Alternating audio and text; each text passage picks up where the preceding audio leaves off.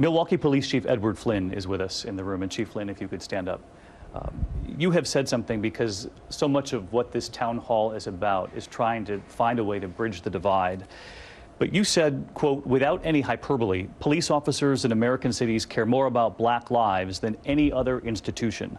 Police officers of American cities are the only ones dying to protect black lives. I'm curious what you mean by that and what you expect to see in the final 6 months of this presidency. A lot's expected of you, Mr. President, and why should I be any exception?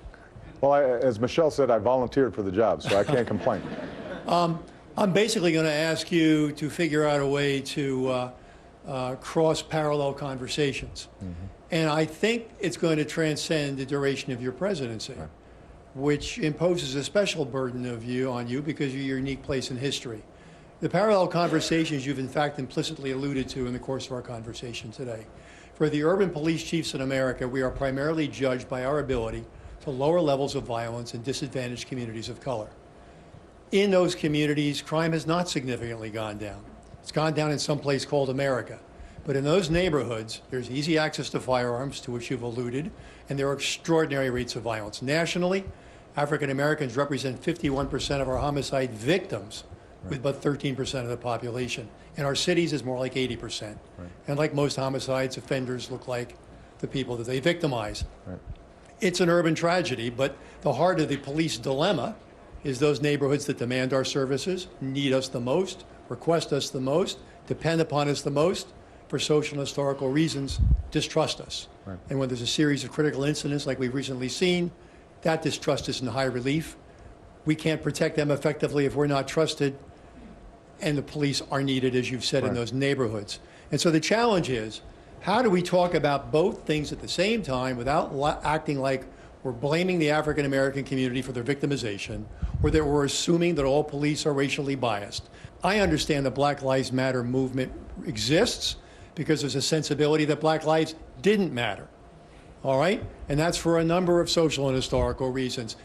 It gets to exist and to advance that agenda. Doesn't mean anybody else's life doesn't matter. But for us, the problem's this. All there is the police in the community. There's no cavalry coming. Right. Many of our cities are in states that are dominated by interests that act like the cities are the enemy. Right. State legislators want to help us do something about guns. All right, what was that man doing with an assault rifle? I mean, fine, go to the funeral of the 5 cops, but how did that guy get that assault rifle, and why could he walk down the street with it and then use it? Okay, that requires some political courage. It requires mass movements. There's a lot of moving pieces here. Yeah. So we have to work together. We know that. And everything that divides us makes us all more vulnerable. Makes the police more vulnerable, makes the community more vulnerable. They're the ones that need us the most. And so the challenge, the easy challenge I offer you in the next 6 months, but also I would also hope beyond that, yeah, is to use your authority, your influence, and your prestige as a convener to continue this discussion, because I don't think things are going to get enlightened during this election. Okay? And so that conversation is going to have to take place parallel to this election, yeah, and beyond it, if we're going to make that joint progress, because those neighborhoods depend upon us for their safety, and the police depend upon those neighborhoods for their safety. Well, I appreciate what you said, Chief. Let me just pick up on a couple of themes that you said. Number one, it is absolutely true that the murder rate in the African American community is way out of whack compared to the general population, and both the victims and the perpetrators are black, young black men.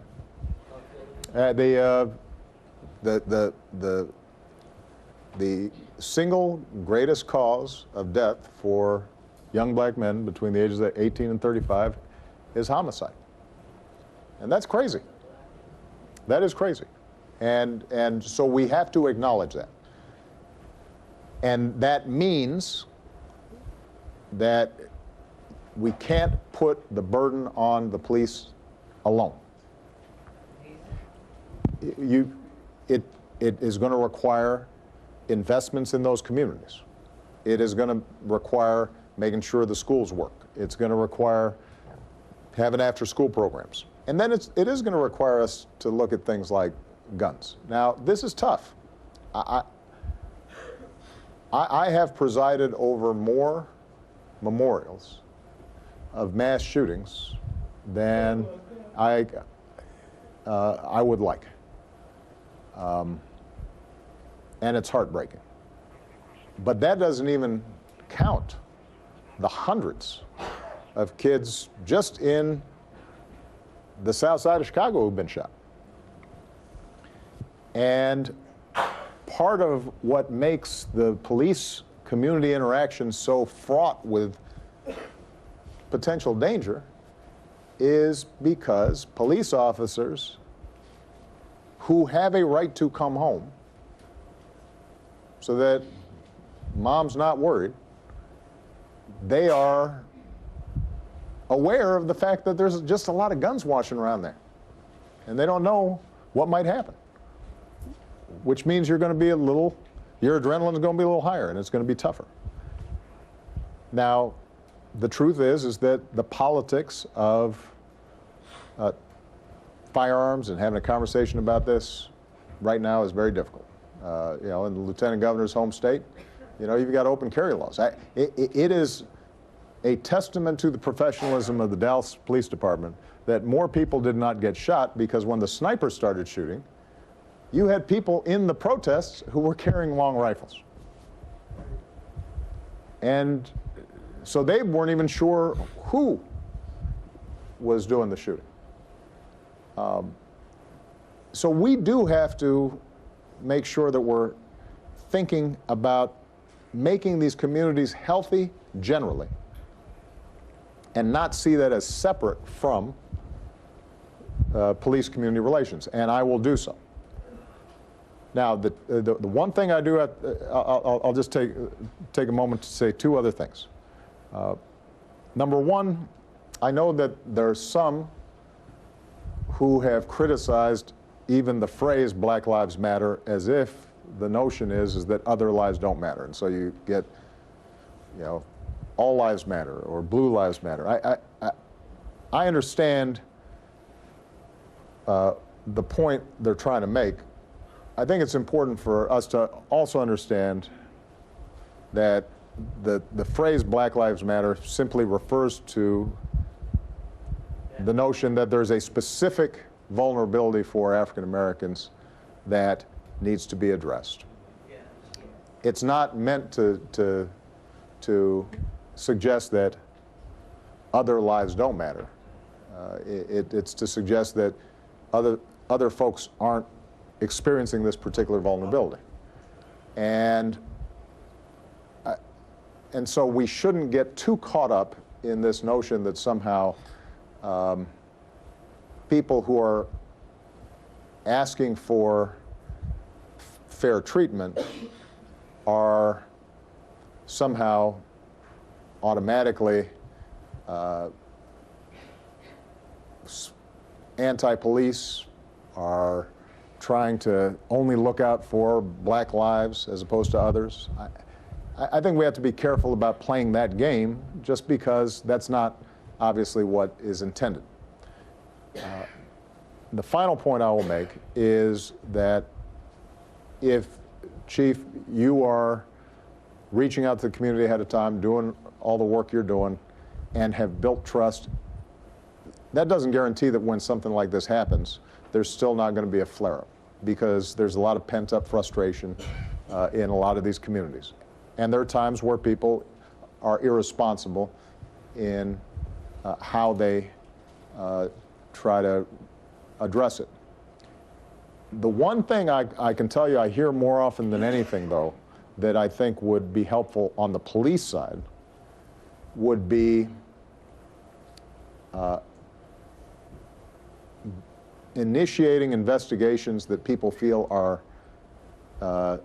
transparent and certain, and that involves state prosecutors and investigators just treating these things seriously. When an event like this happens, in the same way that I expect any Black Lives Matter person to express sincere sorrow if a police officer is shot, I think it's useful for police departments when something happens, without in any way compromising an investigation, just expressing real grief and sorrow that there was a loss. Kindness and compassion, particularly coming from the two sides, expressed across this divide, that makes a big difference. Because sometimes people just want acknowledgement. They want to feel as if their concerns are being heard and resonate. So.